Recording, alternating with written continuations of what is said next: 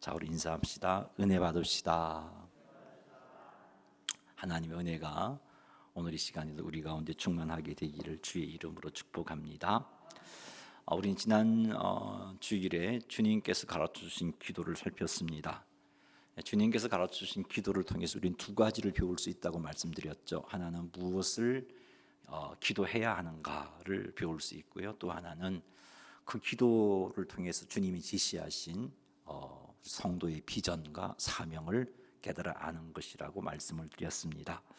우리는 지난주에 예수님께서 가르쳐주신 기도 가운데 하나님과 관련된 기도를 배웠습니다.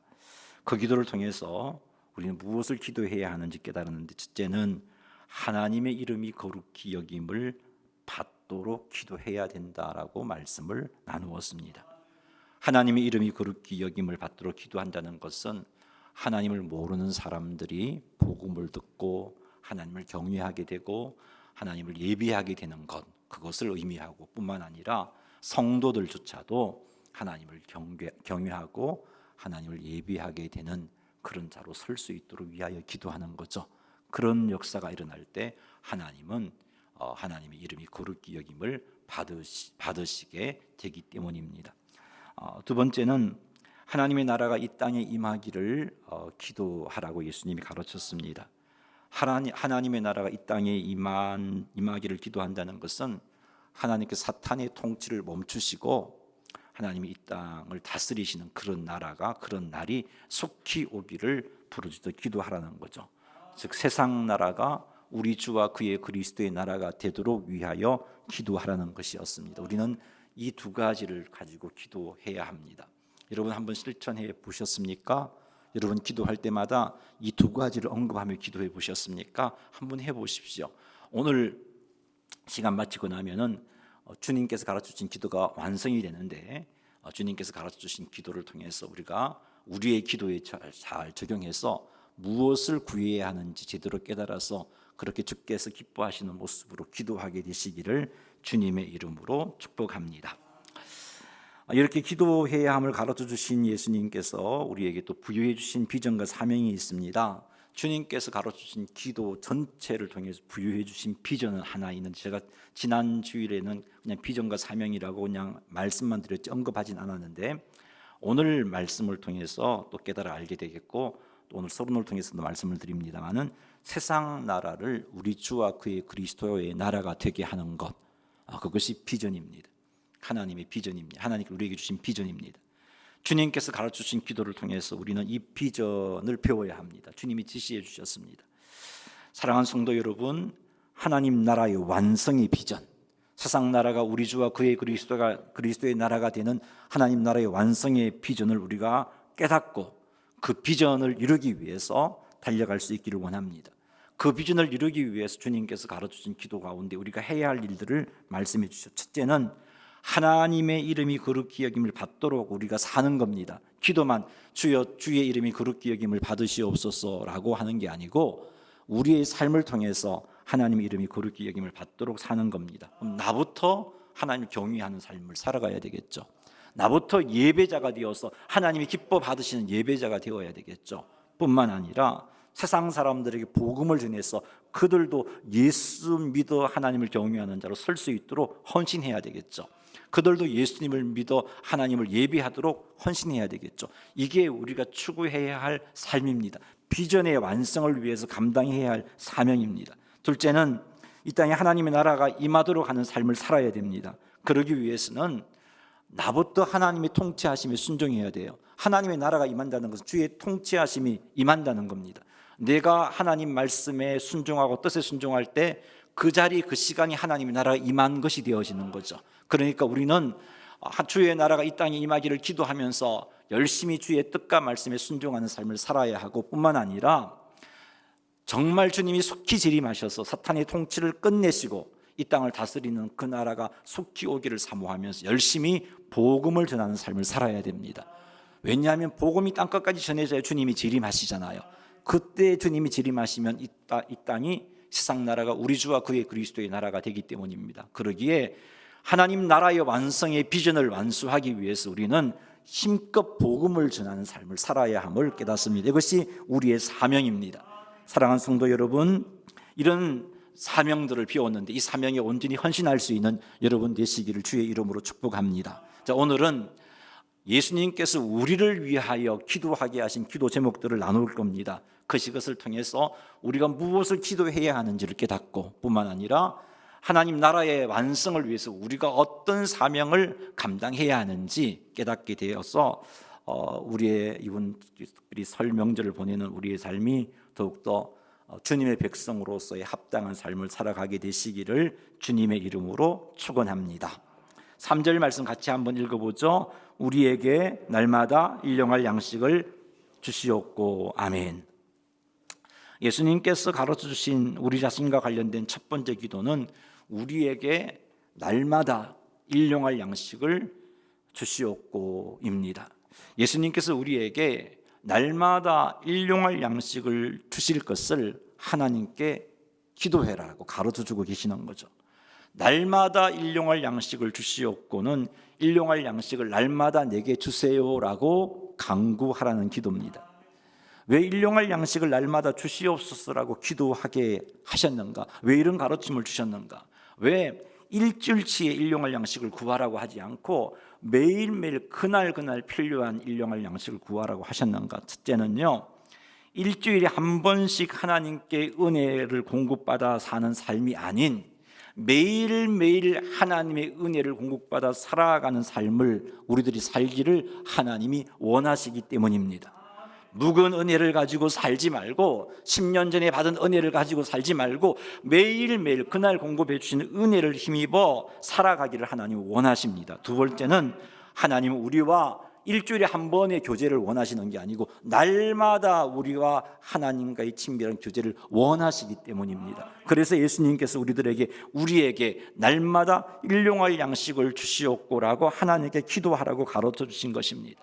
사랑하는 성도 여러분, 매일매일 은혜를 공급받는 삶을 사모하면서 매일매일 하나님께 간구합시다. 아버지여, 나에게 오늘 살아감에 있어서 필요한 양식을 주시옵소서라고 기도하십시다. 매일매일 하루를 시작하면서 이런 기도를 하나님께 드리십시다. 이렇게 하여 날마다 공급받는 새로운 은혜로 하루하루를 살아가시기를 주님의 이름으로 축원합니다. 날마다 일용할 양식을 주옵소서 매일매일 기도함으로 하나님과 매일매일 친밀한 교제의 삶을 살아가시기를 주님의 이름으로 축원합니다. 여기서 일용할 양식이 무엇인가를 한번 살펴보죠.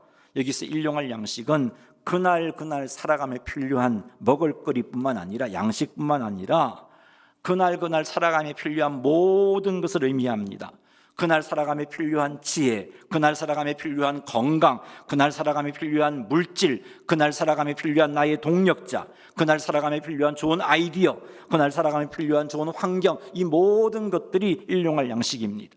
우리는 날마다 하나님께 나의 하루를 말씀드리고서 나의 하루의 필요를 위하여서 이렇게 일용할 양식을 구체적으로 구해야 되는 거죠.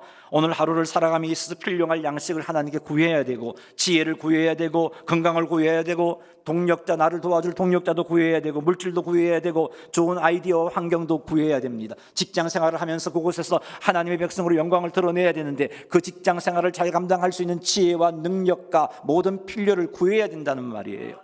그렇게 구하라고 말씀하셨습니다. 이것이 예수님께서 가르쳐주신 우리에게 날마다 일용할 양식을 주옵소서라는 기도의 의미와 정신을 따라 기도하는 겁니다.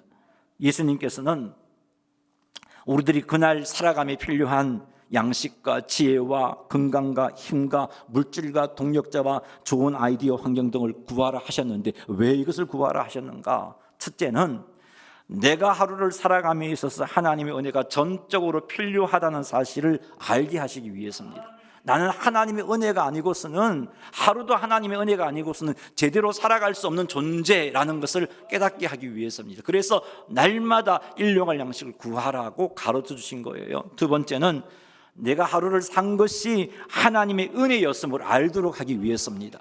하나님의 은혜로 살았구나, 하나님의 은혜로 살았구나, 그거 깨달아 알도록 하기 위해서 날마다 일용할 양식을 구하게 하신 겁니다. 우리는 너무나 쉽게 하나님께 받은 은혜를 잊어버립니다.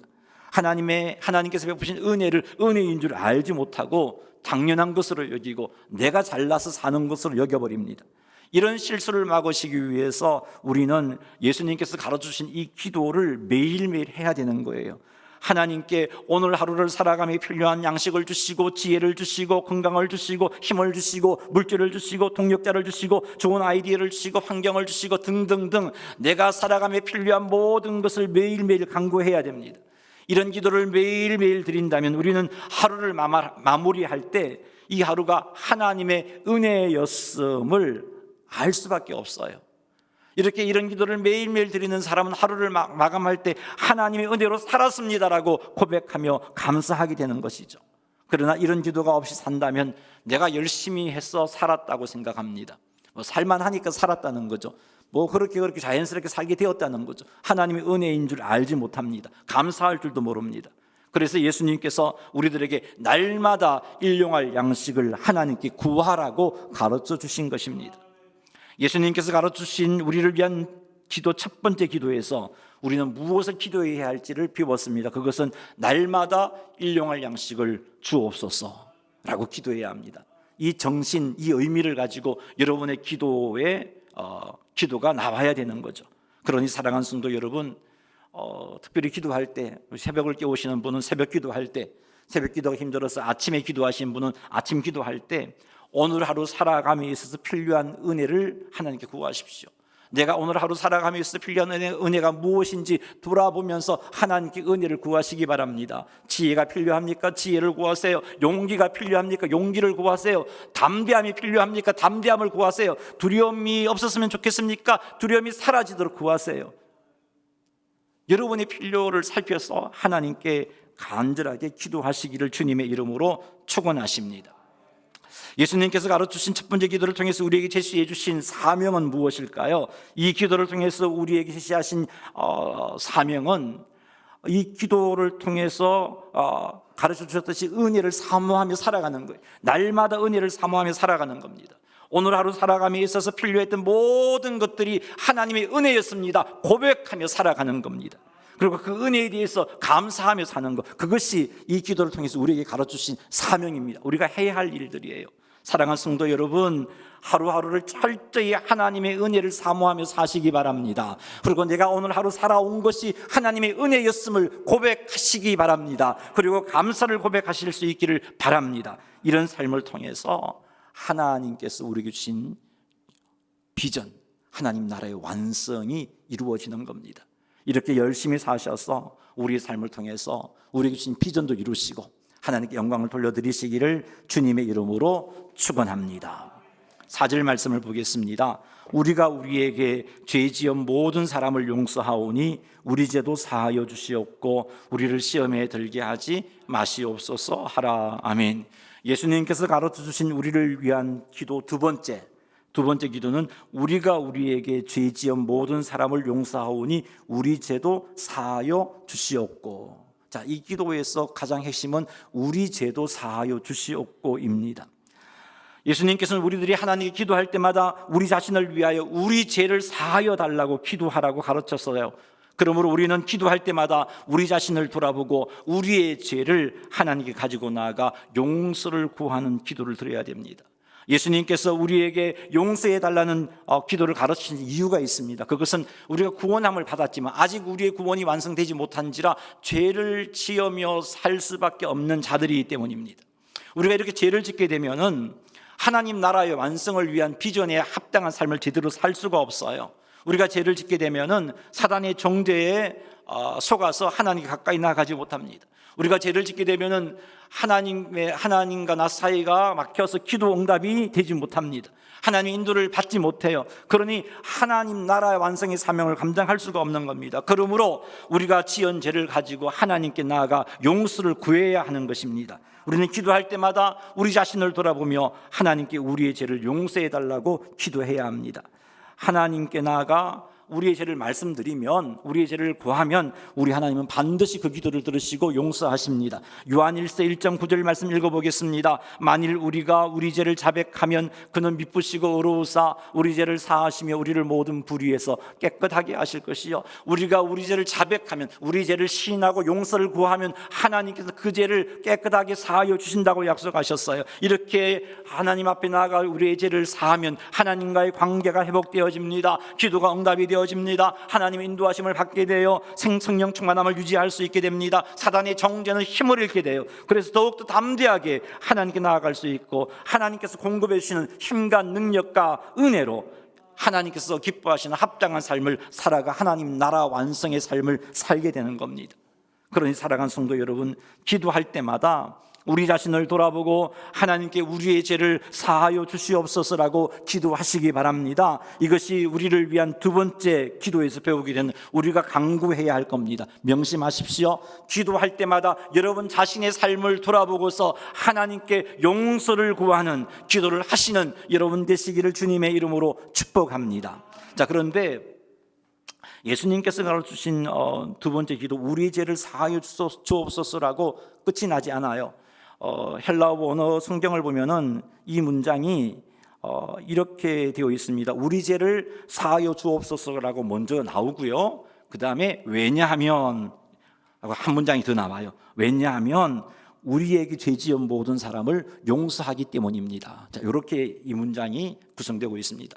하나님께 우리의 죄를 사하여 주옵소서, 왜냐하면 우리가 우리에게 죄를 지은 자를 용서하였기 때문입니다 라고 이렇게 구성되어 있습니다. 자, 이것을 통해서 우리 예수님께서 우리들이 우리의 죄를 사하여 달라고 기도하라는 이 기도를 통해서 우리가 어떤 사명을 감당해야 할지를 깨닫게 해주고 계십니다. 우리가 기도할 때 하나님 앞에 우리의 죄를 사하여 달라고 기도하고 이 뒤에 왜냐하면 우리가 우리에게 죄 지은 자를 사하여 주었기 때문입니다와 같은 이 기도, 용서해 주는 삶을 살지 않는다면 우리는 기도 응답을 받을 수 없구나, 용서함을 받을 수 없구나, 그것을 예수님께서 짚어주고 계시는 겁니다.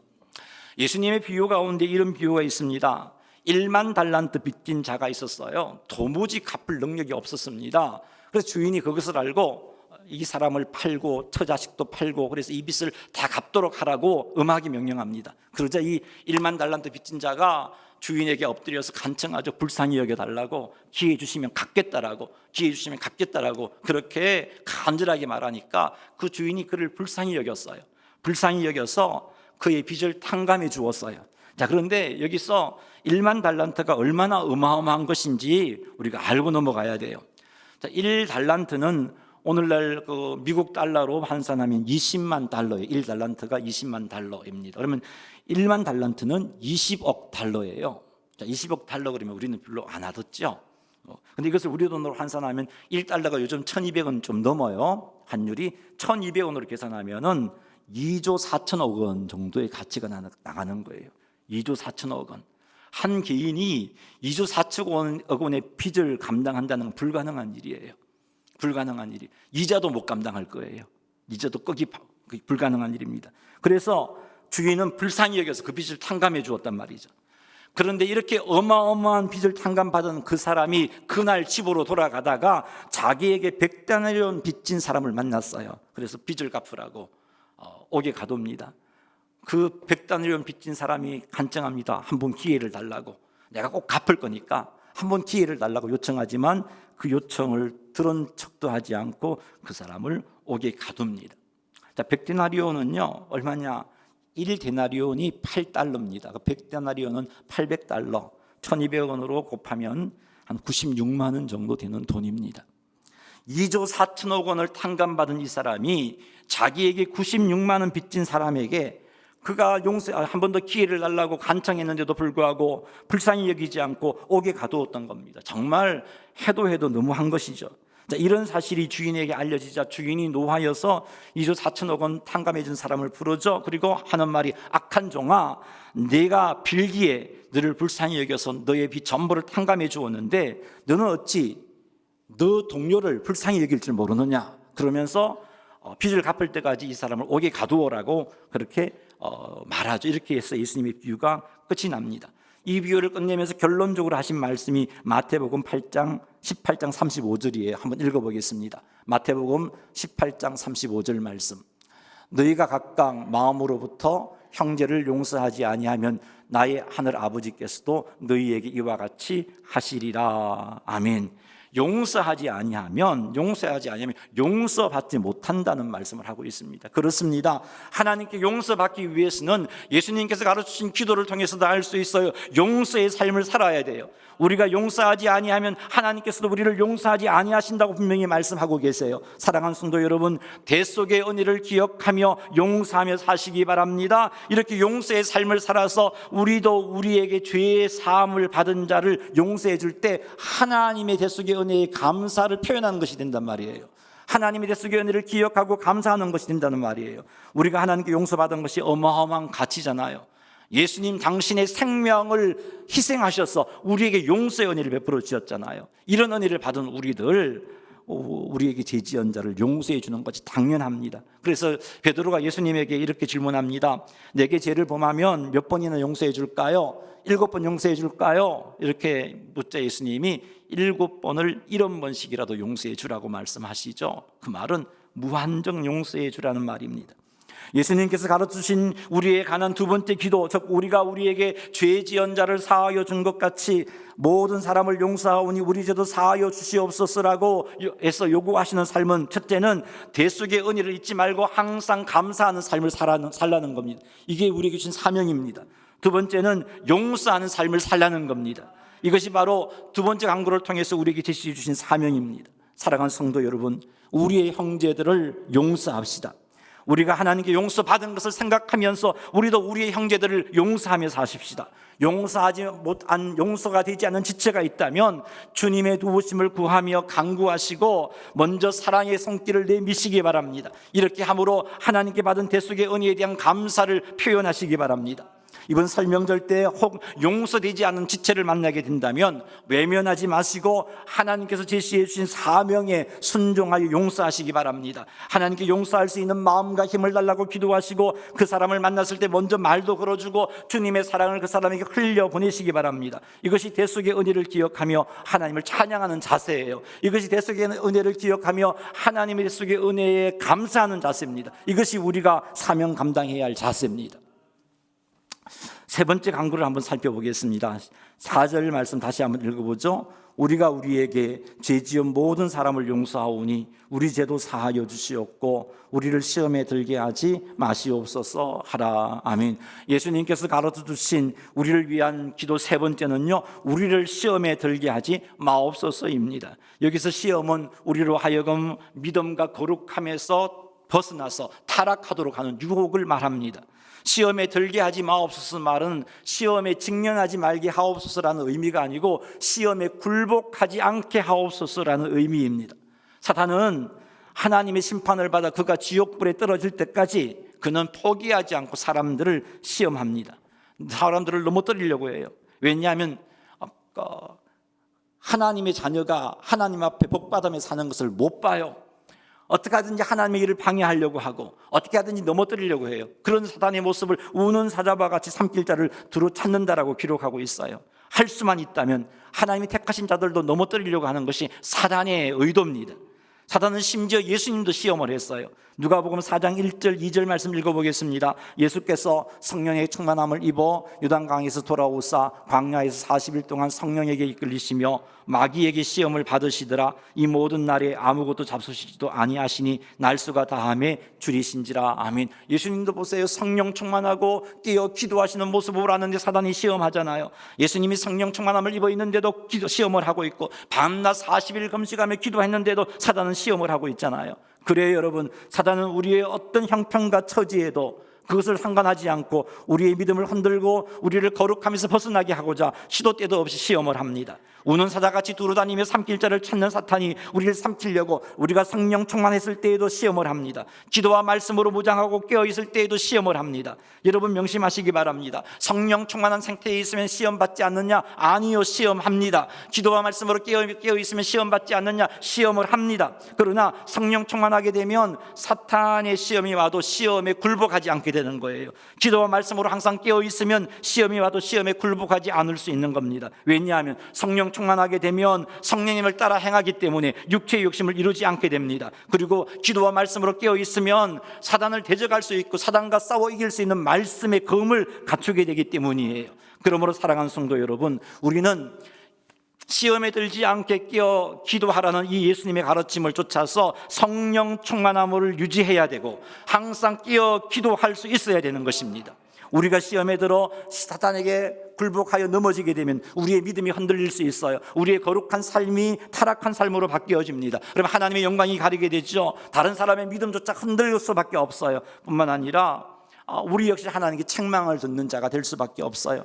그러므로 우리는 항상 하나님께 기도해야 합니다. 시험에 굴복하지 않도록 도와주십시오라고 기도해야 돼요. 시험에 굴복하지 않도록 도와달라는 기도는 두 가지로 생각해 볼 수 있는, 첫째는 성령 충만함을 유지하도록 도와주세요. 성령 충만함을 유지하도록 도와주세요라는 기도고, 두 번째는 항상 기도와 말씀으로 깨어있게 도와주세요라는 기도로 나눌 수 있습니다.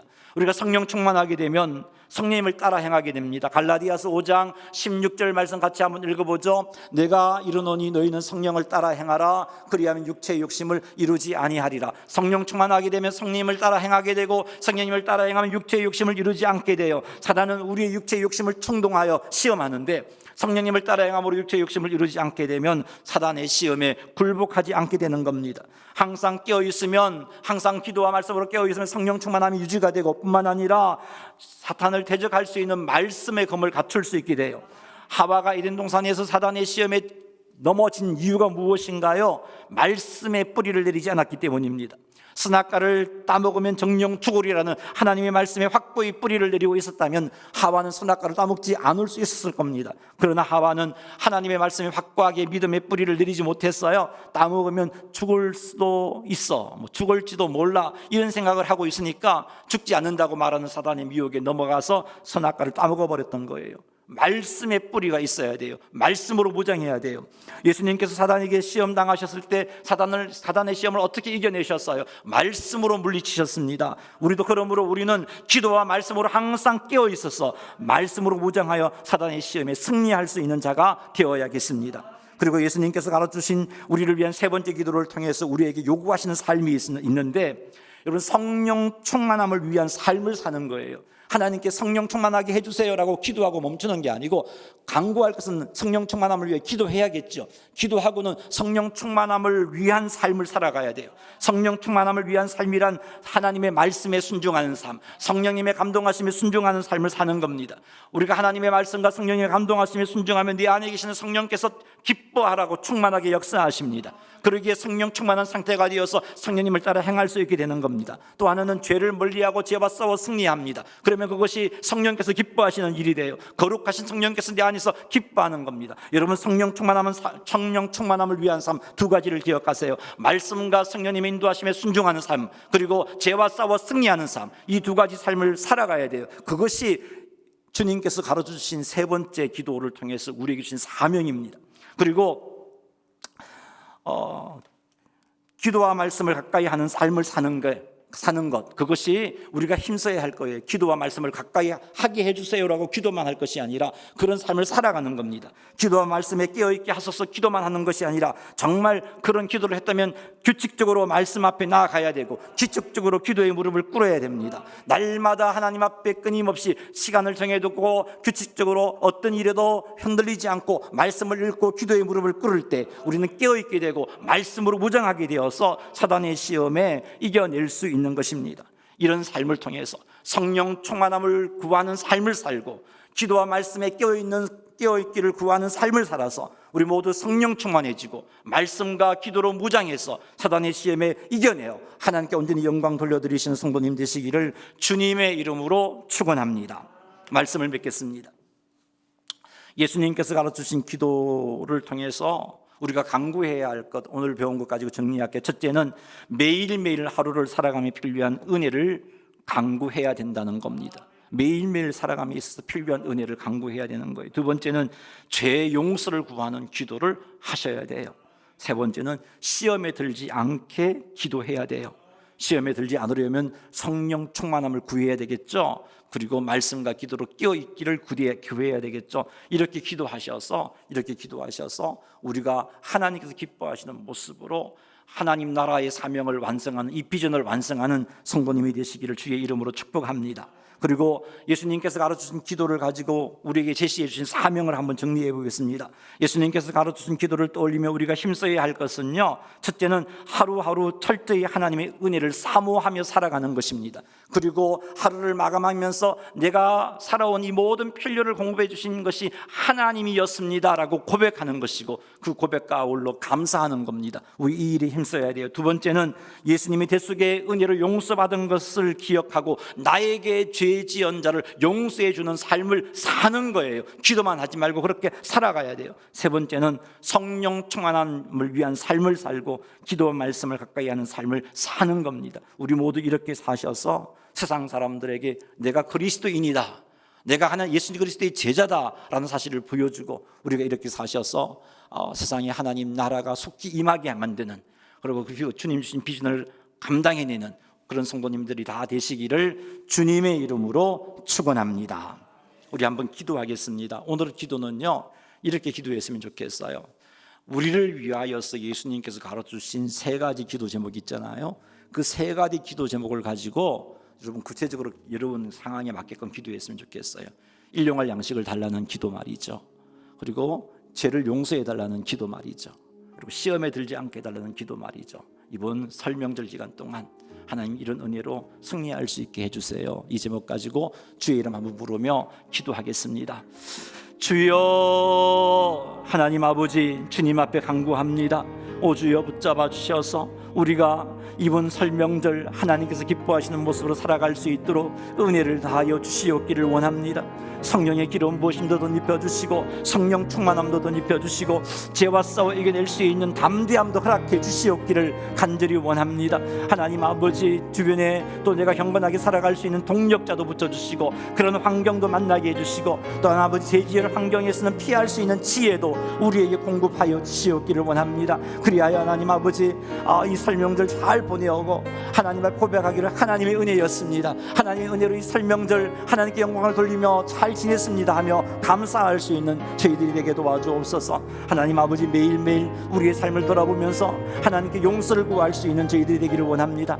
혹이라도 말씀 앞에 바르게 살지 못했던 것, 하나님 주신 말씀 앞에 불순종했던 모든 것들을 아버지 앞에 가지고 나와 용서를 구함으로 하나님과 나 사이에 가로막힌 죄 문제가 해결되어지고 성령 충만함이 유지가 되어지고 담대하게 주님 앞에 나아갈 수 있는 그런 삶을 살아갈 수 있도록 도와주시옵소서. 하나님 아버지, 우리를 시험에 들게 하지 마옵소서. 우리에게 성령 충만함을 입혀주시고 기도와 말씀으로 깨어있게 하여 주셔서 시험을 받더라도 시험에 들지 않고 시험을 통하여서 승리할 수 있는, 그래서 하나님께 온전히 영광 돌려드릴 수 있는 삶이 되기를 원합니다. 이번 설명절 시험 들지 않게 하시고 하나님 무장시켜 주셔서 승리하는 주의 백성들이 되어질 수 있도록 인도하여 주시옵소서.